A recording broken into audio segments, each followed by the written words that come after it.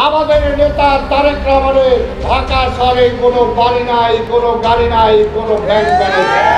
বিএনপির ভারপ্রাপ্ত চেয়ারম্যান তারেক রহমানের ঢাকায় কোনো নিজস্ব বাড়ি নেই, দেশে ফিরে থাকার জন্য বাড়ি ভাড়া খুঁজছেন, এমনটাই মন্তব্য করেছেন বিএনপির চেয়ারপারসনের উপদেষ্টা আব্দুস সালাম। তিনি বলেন, আমরা গর্ব করে বলতে পারি আমাদের নেতা তারেক রহমানের ঢাকা শহরে কোনো বাড়ি, গাড়ি বা ব্যাংক ব্যালেন্স নেই। তিনি দেশে আসবেন, কোথায় থাকবেন সেটার জন্য ভাড়া বাড়ি খুঁজছেন।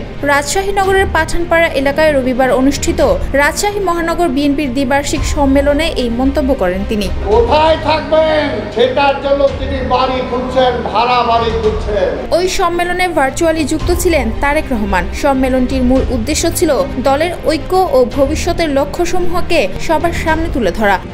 RICL TMX, যুগের পর যুগ স্থাপনা থাকে মজবুত। আব্দুস সালাম এ সময় বলেন, আমাদের নেতার এক নির্দেশে সারা দেশ ঠান্ডা হয়ে গিয়েছিল। তা না হলে যে আগুন আমাদের বুকে জ্বলছিল, সেই আগুন দিয়ে সারা বাংলাদেশের আওয়ামী লীগের বাড়িঘর আগুনে জ্বলজ্বল করে জ্বলে উঠত।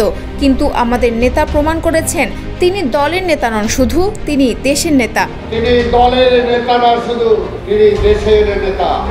জিয়াউর রহমানের নেতৃত্বের প্রশংসা করে আব্দুস সালাম বলেন, তারেক রহমানও একইভাবে দেশের উন্নতি সাধন করবেন। কোনো চুরি বাটপারি চলবে না, কোনো রাহাজানি চলবে না, কোনো চাঁদাবাজি চলবে না। এখন তো নেতা খালি নির্দেশ দিয়েছেন, কিন্তু ক্ষমতায় নাই, কার্যকর করতে পারেন নাই। তাই ক্ষমতায় আসলে বুঝবেন, অনেকেই টের পাবেন, এখনো অনেকে টের পাচ্ছেন না, কারণ তিনি দেশকে ভালোবাসেন।